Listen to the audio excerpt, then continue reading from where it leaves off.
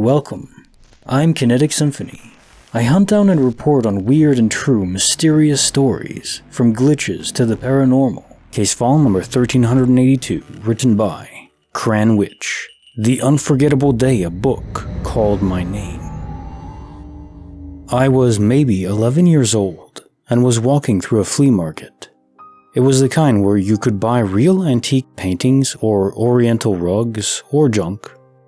Mostly I bought vintage costume jewelry. I remember this feeling coming over me of absolute certainty as I walked down an aisle and towards a distant bookstall. I knew that I would walk up and that the book I pulled would have my last name on it. And it happened. The first book I pulled was old, quite small, and bound in a dark green fabric cover.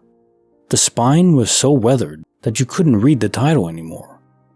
On the front was my last name in aged gold letters, above a pasted-on print of a pastoral landscape, all of it framed with embossed gilded foliage. There was no publishing date inside, but a young woman's name handwritten with the date September 23rd, 1914, and the town, Atlanta. I bought it immediately for, I think, $7. I still have it in my smallish collection of antique books. It's too fragile to read, so I bought another modern copy that I also haven't read. It's a Victorian novel, a collection of satirical sketches really, about women and small-town life.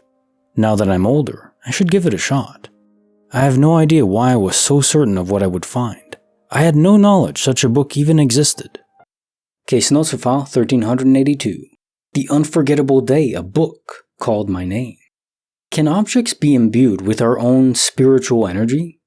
If the soul can be ripped or maybe chipped off is the better analogy on death, the fragment left behind represents the soul while the rest moves to another universe, represents the spirit.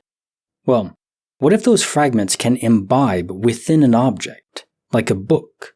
This could account for the rare experience of cursed objects. Maybe it's no curse at all. Merely the will expressed from that fading soul, still tethered to an object. And it would explain how you felt called to it. It was literally pulling you in, spiritually whispering to you. Amazing how many allegories this kind of thought can tether to in our folktales and fiction. Lord of the Rings, for example, of course, though in this case, on a far more positive note. Not pure evil within a ring. Bonus file, written by MynamesnotChase.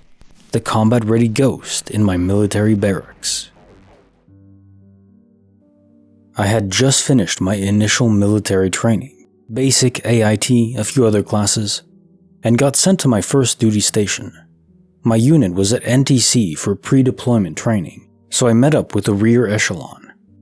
I was issued my room and spent 3 very disturbed days and nights in the barracks with weird stuff happening like gear not where I left it, locked drawers being opened, the microwave turning on by itself, crap like that. My roommate, who I knew throughout training, showed up on the 4th day and I told him something along the lines of, "Watch your crap. Someone's been messing with my stuff and I don't know who." So the 4th night comes around and myself and my roommate secure a room and gear and go to bed. I gotta be up at 05:30 for PT, so it's an early night. We lock all our stuff and go to bed. I woke up around 0100 because my blanket had fallen to the ground and I was cold, which was weird because we were in the south in summer, so it's always hot. I hopped down to get my blanket and I noticed my armor is open. So I open the lock, close it, lock it, and get back to bed. I fell back asleep pretty easily, but I woke up again at about 0230 and all my stuff and my roommate's stuff was thrown around the room. I wake up my roommate and he's pissed because someone is messing with us and I can't figure out who it is. We clean it up, lock our stuff, and go back to bed, and was not alone. I can hear my roommate snoring, so I know it's not him. I sat up and saw someone in the little kitchenette area with the fridge open looking in it. I was freezing again. I was about to say something as a soldier turned around. My eyes had a moment to adjust to the bright light. And then I started recognizing gear, like the L-shaped flashlight on his shoulder, his Alice pack with magazine holders and canteens, boots and fatigues. This dude was combat ready. As my eyes reached his face, he turned a bit and I could see it. Half his head and helmet were gone, blown off by the looks of it. I'm scared crapless at this point. He closed the fridge, walked across the room keeping his bright green eyes on, opened my front door and walked out. As he exited, he turned back around and said to me, "Be safe." I didn't sleep the rest of the night. I didn't wake my roommate up. I just sat up in bed for about 2 hours till I had to get ready for PT. 0630 rolls around, so everyone is outside the barracks in formation getting ready to start PT, and the acting first sergeant says, "Hey, NotChase, you good? Looks like you saw a ghost." "Negative, I'm fine." About halfway through PT, he comes up to me and asks me what's wrong because I'm visibly shaken up. I told him I was fine and just couldn't sleep last night. A few others asked if I was okay, and I just lied and said I was fine. I really wasn't, and they could see that, but they let me be. After PT ended, the acting first sergeant pulled me to the side and told me to speak freely, openly, and with all confidentiality and off the record. What is wrong? I told him that if I told him what happened, he would think I'm bat crap crazy. He assured me it was off the record and once again said, "Talk to me." "You seriously look like you've seen a ghost." That got an awkward chuckle out of me, and I began to tell him my story. And when I got to the part about his head, the acting first sergeant lost his crap. "Who the hell put you up to this? This is not funny," etc., etc. He smoked me for about 30 minutes, made me do push-ups, mountain climbers, stuff like that, all the while yelling at me that I'm a piece of crap. Finally, after about 30 minutes of that, he says, "Look me in the eye and swear on everything that you love that you're not lying to me." I told him I was not lying. It freaking happened. So he says follow me, so I do. We got to the command office, which I had never been in, and they were obviously locked. He takes me behind 3 locked doors and 3 rooms I had never stepped foot in, and when he opened the last door I saw it. It gave me chills. It still gives me chills, but plain as day, there's a soldier's portrait behind the commander's desk. I froze and said, "That's him." The acting first sergeant, the guy who assigned me that room, told me who it was. He was a corporal in the unit on my first unit's deployment to Iraq, and he died in an IED attack that took off part of his head. I was the first soldier to be assigned that room since it belonged to the deceased corporal.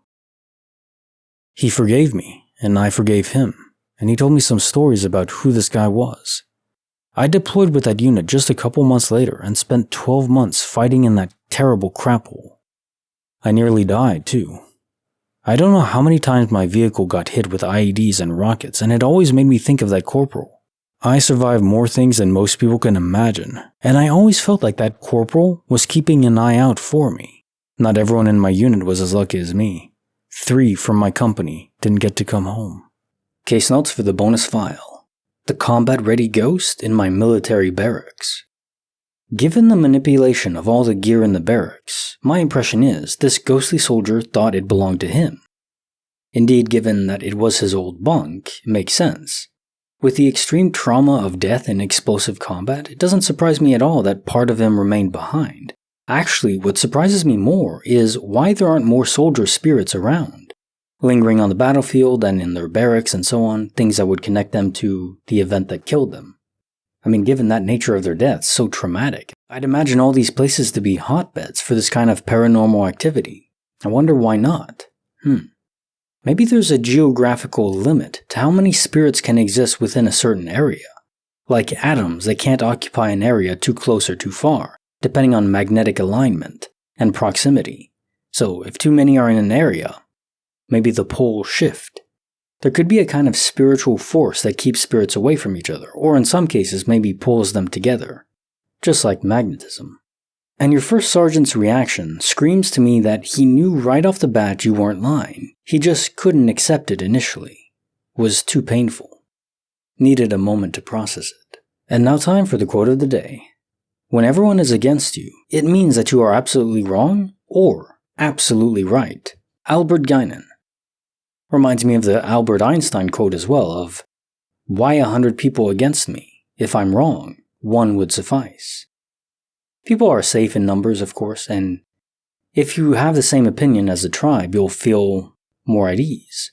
It's very difficult. There's actually an experiment, a social experiment done on this. It's called the ASH, ASCH. And the point of the study was to determine if someone, an individual, just one person, knew something was wrong, would they have the mental fortitude and just the audacity in a certain frame of reference to go against the group. So the study was there'd be a classroom, the teacher and all the other students would be in on it, just one person wasn't.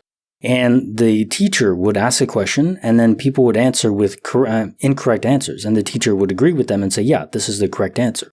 So how many people would be willing to say, when they're asked their turn, what is the correct answer? How many people would be willing to say, that's the incorrect answer, this is the correct answer? When the entire classroom and the teacher agree, this is it, it's X, are you willing to say why? If you know to your core that it's correct. Most people won't. And it's not really a judgment on them. It makes perfect sense in evolution because most of our being is about fitting in with the tribe. It was so powerful to be connected with other people in that way. Connect with their thoughts and the group's opinion because they were just safer in numbers. So rocking the boat, so to speak, was not a strong strategy in terms of survival. So most people are not evolved for that. It's very rare to have people that are willing to say, no, the answer is why.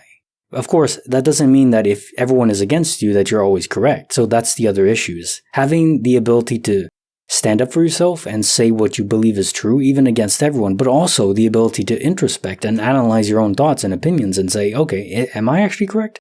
That balance, always back to balance, right? But that balance is not easy to pull off. But hey, if you have the baseline ability to stand up against the crowd, against the group, there's a lot of potential in that. It's something very important, because if everyone is just yes men agreeing with the group, then there could be serious flaws in that, because maybe the group is wrong, and if it is, then everyone's basically walking off a cliff, because other people are too. That's not good. Like the video, subscribe, hit the bell. Kinetic Symphony signing off.